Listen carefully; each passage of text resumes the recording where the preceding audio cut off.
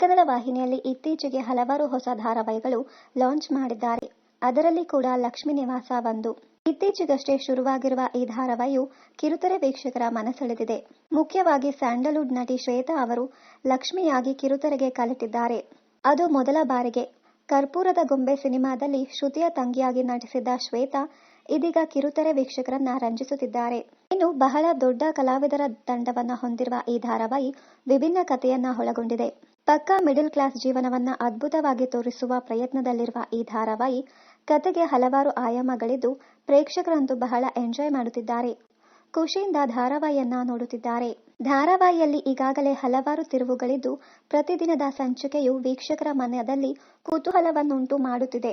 ಸಿದ್ದೇಗೌಡರ ಪಾತ್ರಕ್ಕೆ ಸದ್ಯಕ್ಕೆ ಜನರ ಮನ ಗೆದ್ದಿದೆ. ಹಳ್ಳಿ ಹೈದನ ಗೆಟಪ್ನ ಸಿದ್ದೇಗೌಡ್ರು ಒಬ್ಬ ಮಾಸ್ ಲೀಡರ್ ಆಗಿ ಧಾರಾವಾಹಿಯಲ್ಲಿ ಕಾಣಿಸಿಕೊಂಡಿದ್ದಾರೆ.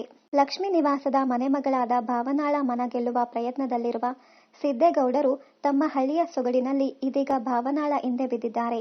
ಅಂದಹಾಗೆ ಸಿದ್ದೇಗೌಡರ ಪಾತ್ರವನ್ನ ಮಾಡುತ್ತಿರುವ ಈ ನಟನ ಬಗ್ಗೆ ಈಗಾಗಲೇ ಪ್ರೇಕ್ಷಕರಿಗೆ ಬಹಳ ಕುತೂಹಲ ಮೂಡಿದೆ. ಅವರ ಬಗ್ಗೆ ಸಂಪೂರ್ಣ ಮಾಹಿತಿ ಇಲ್ಲಿದೆ ನೋಡಿ. ಹಳ್ಳಿ ಹೈದ ಸಿದ್ದೇಗೌಡರ ಪಾತ್ರವನ್ನ ಮಾಡುತ್ತಿರುವ ಯುವ ನಟನ ಹೆಸರು ಧನಂಜಯ್. ಇದೀಗ ಕಿರುತೆರೆಗೆ ಪ್ರಥಮ ಬಾರಿ ಬಂದಿರುವ ಇವರು ಈಗಾಗಲೇ ತಮ್ಮ ಅಭಿನಯದಿಂದ ಎಲ್ಲರ ಮನ ಗೆದ್ದಿದ್ದಾರೆ. ಹಾಗೆಂದ ಮಾತ್ರಕ್ಕೆ ಇವರು ನಟನಾ ಕ್ಷೇತ್ರಕ್ಕೆ ಹೊಸಬರೇನಲ್ಲ. ಹಲವಾರು ವರ್ಷಗಳಿಂದ ನಟನಾ ಕ್ಷೇತ್ರದಲ್ಲಿರುವ ಇವರು ವಾಸಂತಿನಲ್ಲಿದ್ದಾಗ, ಥಗ್ ಆಫ್ ರಾಮಗಢ ಎಂಬ 2 ಸಿನಿಮಾಗಳಲ್ಲಿ ನಟಿಸಿದ್ದಾರೆ. ಅಷ್ಟೇ ಅಲ್ಲದೆ ಅದ್ಭುತ ಡಬ್ಬಿಂಗ್ ಆರ್ಟಿಸ್ಟ್ ಆದ ಇವರು ಡ್ಯಾನ್ಸರ್ ಕೂಡ ಹೌದು.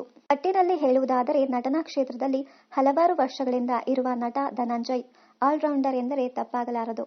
ಸಿನಿಮಾಗಳಲ್ಲಿ ನಟಿಸಿದ ನಂತರ ಇದೀಗ ಕಿರುತೆರೆಯತ್ತ ಮುಖ ಮಾಡಿರುವ ಧನಂಜಯ್ ಅವರು ಸಿಕ್ಕಿರುವ ವಿಭಿನ್ನ ಪಾತ್ರವನ್ನ ಅತ್ಯಂತ ವಿಶಿಷ್ಟವಾಗಿ ಅಭಿನಯಿಸಿ ಧಾರಾವಾಹಿಗೆ ಒಳ್ಳೆಯ ಕಳೆಯನ್ನ ತಂದಿದ್ದಾರೆ.